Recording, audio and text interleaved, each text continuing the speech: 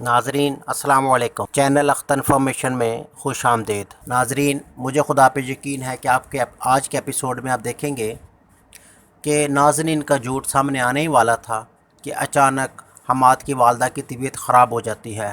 وہ اسے لے کے ہاسپٹل چلا جاتا ہے۔ وہاں جا کر وہ اپنی والدہ سے معافی مانگتا ہے، کہتا ہے مجھ سے بہت غلطیاں ہو گئی ہیں، میں واپس آنا چاہتا ہوں، مجھے معاف کر دو۔ لیکن اس کی والدہ اس سے پہلے ایک فیصلہ اپنا بھی سنا دیتی ہے۔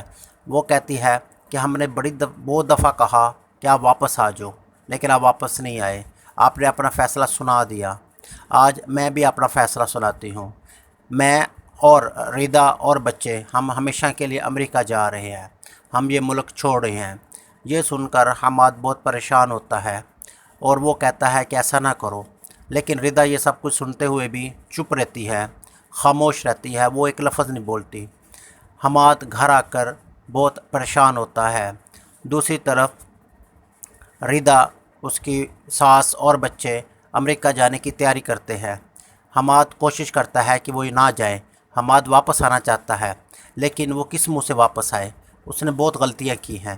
حماد کی والدہ کہتی ہے آپ کو ناظرین اور آنے والی خوشیاں مبارک ہوں، لیکن وہ تو ساری خوشیاں اپنی ماں اور ریدا میں ڈھونڈنا چاہتا ہے، لیکن وہ واپس آنا چاہتا ہے۔ واپس کیسے آئے؟